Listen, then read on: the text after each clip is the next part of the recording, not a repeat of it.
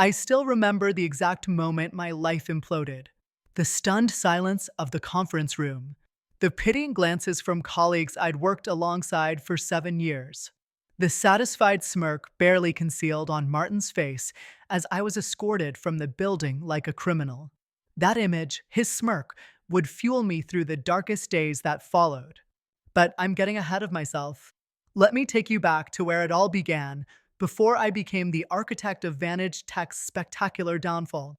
My name is Alex Mercer, and until 8 months ago, I was the operations manager at Vantage Tech, a mid-sized software company that had grown from scrappy startup to industry player over the 11 years of its existence. I'd been there for 7 of those years, climbing from entry-level analyst to overseeing our entire operations department with 42 people under my leadership. I took pride in running a tight ship. Efficiency wasn't just a buzzword for me, it was a calling. I had implemented systems that reduced our operational costs by 23% while improving delivery times. The CEO, Richard Kane, had personally commended my work during the last 3 quarterly meetings. There was even talk of a vice presidency opening up. That's important to understand. I was good at my job. Exceptionally good. My team respected me because I was firm but fair. I didn't micromanage, but I didn't tolerate cutting corners either. When mistakes happened, and they always do, I focused on fixing systems rather than blaming individuals. This approach earned me loyalty from most of my team. Most, but not all. Martin Delaney joined the company 4 years after I did. He had an impressive resume and an even more impressive ability to take credit for other people's work. He was the type who would contribute one idea to a project discussion, then somehow position himself as the project's savior during presentations to upper management. I'd seen his type before and generally kept my distance, focusing on results rather than office politics. That changed when he was transferred to my department following a reorganization. Suddenly, Martin was reporting directly to me, and it became clear almost immediately that he resented this arrangement. He'd been gunning for my position, apparently telling several executives that operations needed fresh blood. When the reorg placed him under my supervision instead, something dark seemed to awaken in him. At first, it was subtle. He would forget to include me on important emails. Questions would be raised about decisions I'd made, always in a just trying to understand tone that nevertheless planted seeds of doubt. In meetings, he would sigh or subtly roll his eyes when I spoke. Small things, almost impossible to call out without seeming paranoid or petty. I tried to address it professionally. I invited him to lunch, acknowledged his expertise, and attempted to find common ground. He smiled and nodded, but the undermining continued, becoming more brazen as weeks passed. He began challenging my directives openly in team meetings, creating an atmosphere of tension that affected everyone's productivity. When his quarterly review came around, I had no choice but to address these behaviors directly. The conversation was uncomfortable but necessary. I documented his accomplishments fairly, but also outlined the collaborative issues that needed improvement. He sat stone-faced through the meeting, offering only clipped responses. When I asked if he had questions or concerns, he simply said, "No, I think you've made your position very clear." The chill in his voice should have warned me. I knew he was upset, but I had no idea how far he was willing to go. 3 weeks after that review, I was called into an unexpected meeting with Richard Kane and Heather from HR. The atmosphere was immediately tense. Richard, usually warm and conversational with me, sat rigid and avoided eye contact. "Alex, we've received some troubling information," Heather began, sliding a folder across the table. "These are screenshots of emails showing you sharing confidential client information with a competitor." I stared at the printouts in disbelief. The emails appeared to be from my company account, containing detailed information about one of our biggest clients' proprietary systems, information that would be extremely valuable to competitors. I had never seen these emails before. "This is absurd," I said, my voice steady despite the panic rising in my chest. "I didn't send these." This has to be some kind of mistake. Richard finally looked at me, his expression hard. It gets worse, Alex. We've also found evidence that you've been manipulating operations reports to conceal performance issues in your department. He produced another folder containing quarterly reports with discrepancies highlighted. The numbers had indeed been altered from what I had originally submitted. And finally, Heather continued, 3 employees have come forward with complaints about your management style, claiming you've created a hostile work environment through intimidation and favoritism. My mind was reeling. None of this was true. Not a single word. But as I looked at the evidence before me, meticulously assembled and presented, I realized this was no impromptu accusation. This was a calculated attack. Who made these complaints? I asked, though I already knew the answer. That's confidential, Heather replied, but the quick glance she exchanged with Richard told me everything. Martin, I need to explain. These emails are fabricated. The reports have been tampered with. And any complaints about my management style are coming from someone with an obvious vendetta. The words tumbled out, sounding desperate even to my own ears. Richard sighed heavily. Alex, we've already verified the email server logs. These came from your account. The reports were accessed using your credentials. And the complaints were detailed and consistent. My account could have been compromised. The reports could have been altered after I submitted them. You know me, Richard. I've given 7 years to this company, which makes this all the more disappointing, he said, closing his folder with finality. We have no choice but to terminate your employment, effective immediately.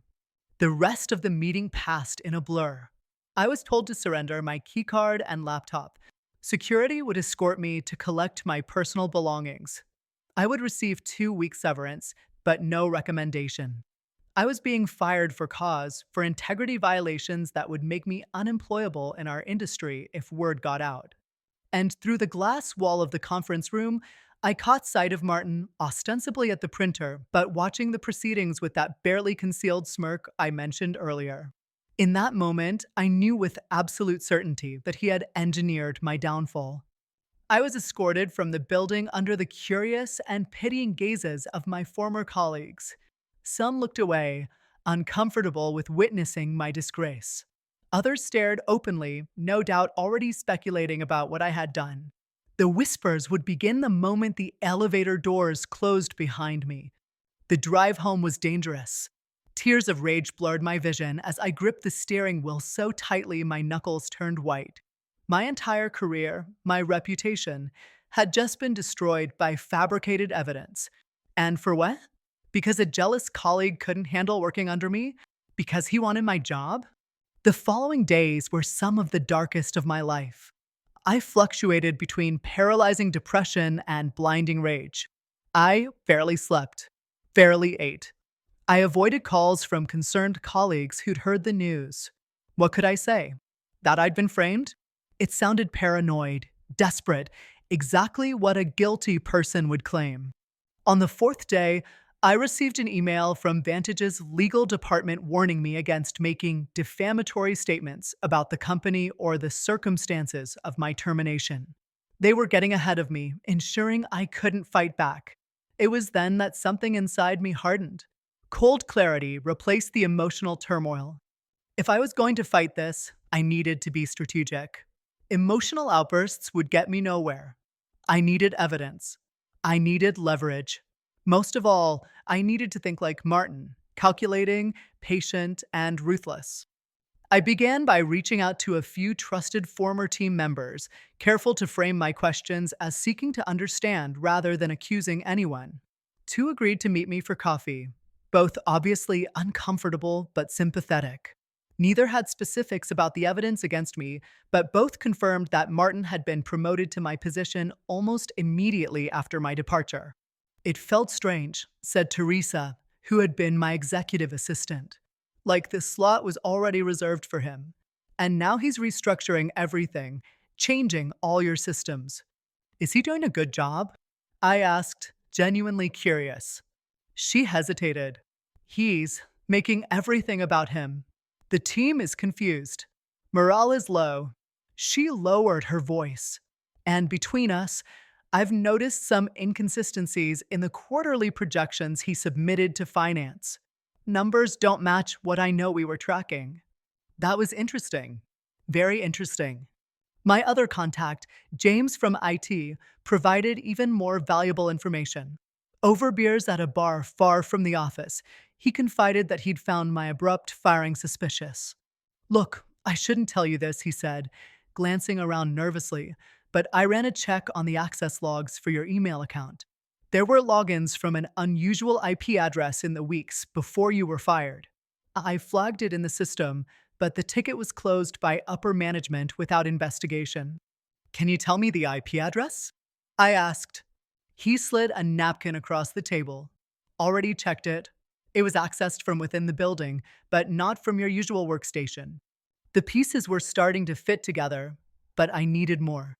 Much more. I spent the next 2 weeks building my case methodically.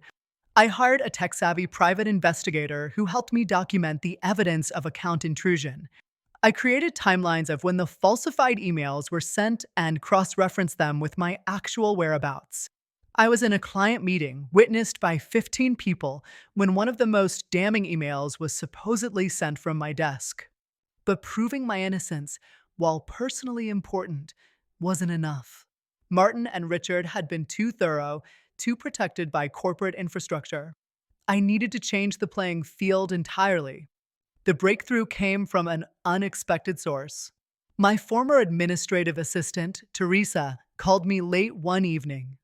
I found something you should see, she said, her voice barely above a whisper.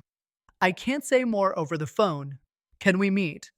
The next morning, in a quiet corner of a public park, she handed me a flash drive. I was organizing files for the quarterly audit, she explained, and I found these hidden in a subfolder of the finance directory. There are 2 sets of books, one for the board and investors, and one showing the actual numbers. The discrepancies are significant. That night, I reviewed the files with growing astonishment. Vantage Tech had been systematically falsifying its financial reports for at least 3 years. Revenue was inflated by over 30%. Expenses were hidden in shell accounts. Client contracts were recorded at values sometimes double their actual worth. This wasn't just creative accounting. This was fraud on a massive scale. And judging by the user access logs embedded in the files, both Martin and Richard were neck-deep in it. I now had a weapon far more powerful than mere evidence of my own innocence. I had proof of corporate malfeasance that could bring down the entire company. But wielding such a weapon required perfect timing and precision. I spent another month gathering additional evidence, building redundancies into my plan. I set up encrypted storage for all documents in multiple locations. I consulted discreetly with a securities lawyer to understand the implications of what I'd found, careful never to reveal the company name or specifics that could identify them. Based on what you've described, the lawyer told me this would trigger a full SEC investigation, likely resulting in criminal charges for the executives involved. Perfect.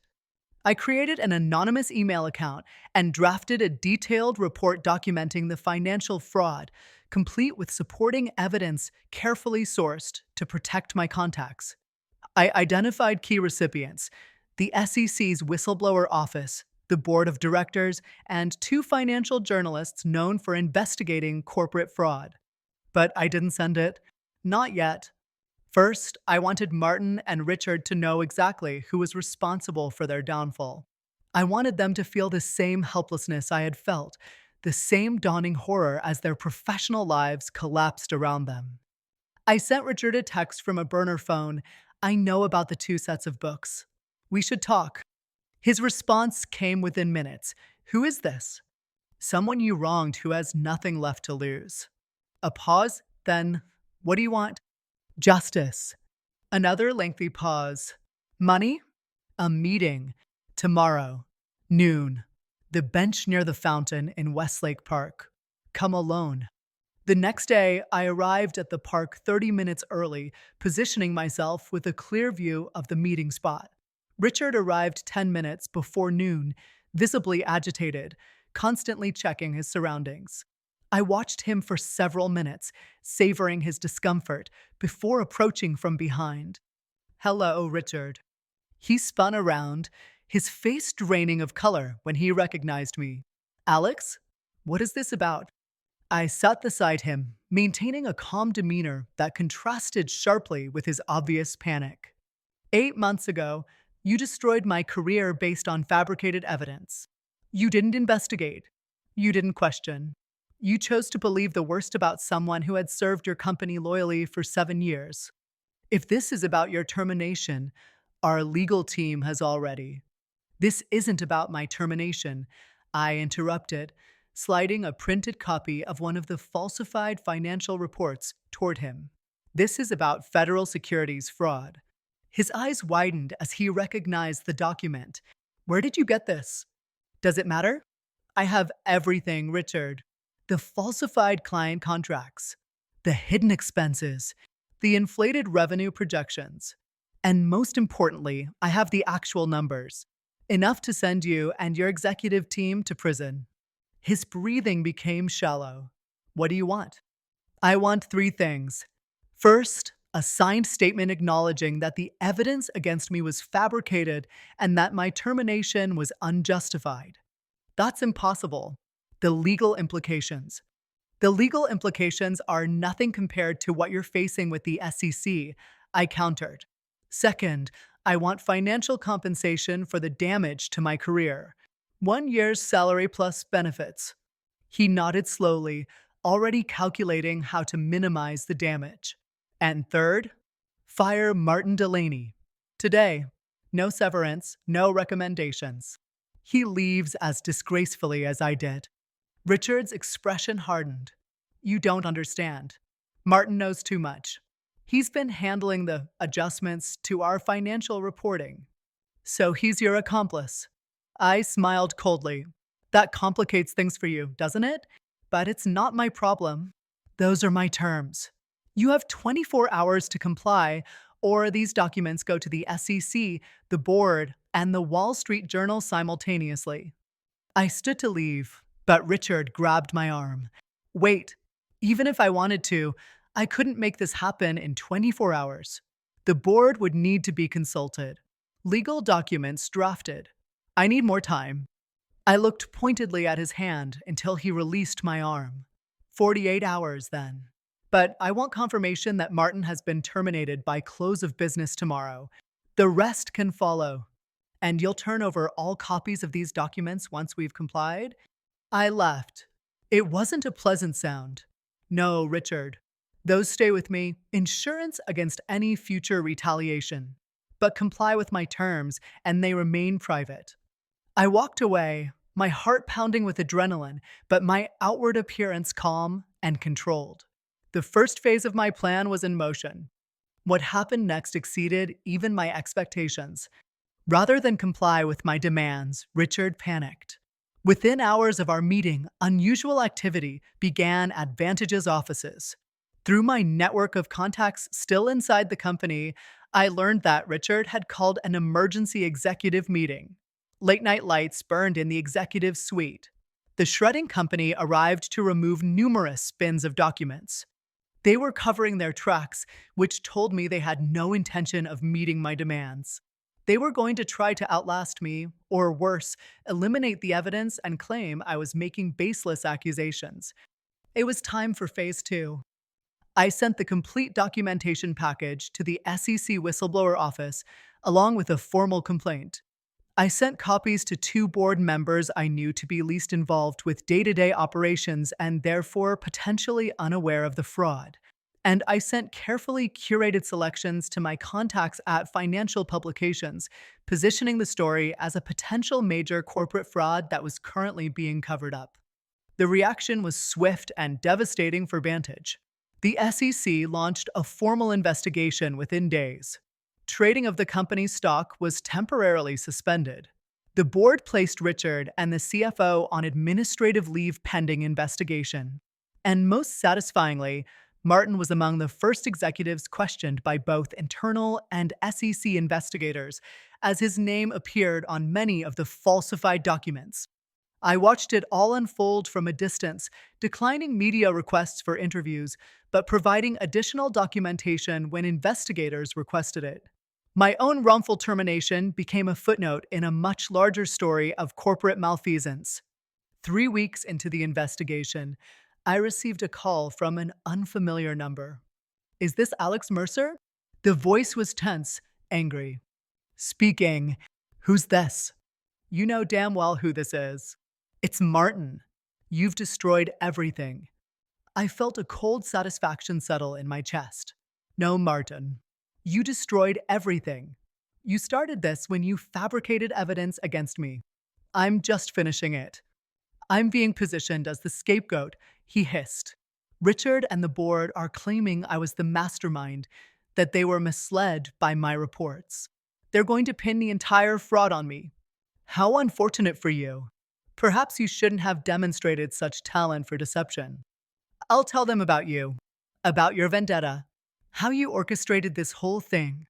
Go ahead, I replied calmly. Explain how the person you framed managed to create years of falsified financial records predating their own firing. Explain how I supposedly manufactured board presentation documents that bear your digital signature. The more you talk, the deeper you'll dig your grave. There was silence on the line, then a choked sound that might have been a sob. My career is over. My reputation. I'll never work in this industry again. Now you know exactly how it feels, I said, and ended the call. The SEC investigation ultimately resulted in criminal charges against Richard, the CFO, and yes, Martin Delaney, along with substantial fines for the company. Vantage's stock never recovered, and 6 months after the investigation began, they filed for bankruptcy protection. As for me, my reputation was fully restored. The board, desperate to show they were addressing all ethical breaches, issued a public apology for my wrongful termination and provided a generous settlement. Multiple companies in the industry, impressed by both my operational expertise and my ethical stand against fraud, approached me with job offers.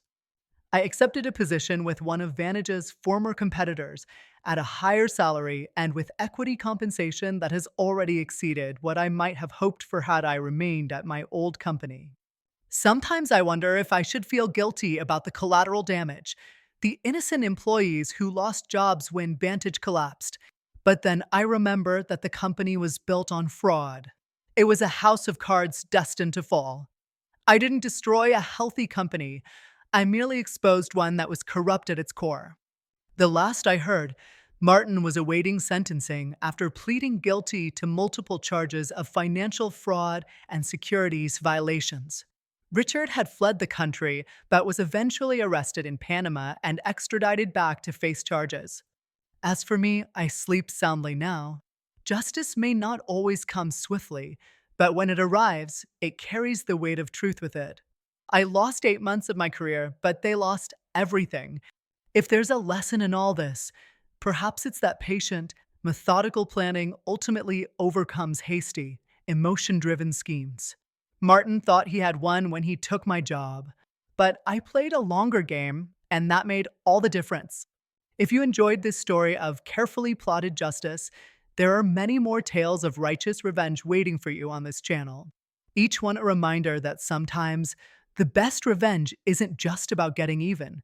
It's about standing up for what's right, no matter the cost. Subscribe to join us for the next journey into the satisfaction of justice served. Disclaimer: this story is entirely fictional. Any resemblance to real people or events is purely coincidental.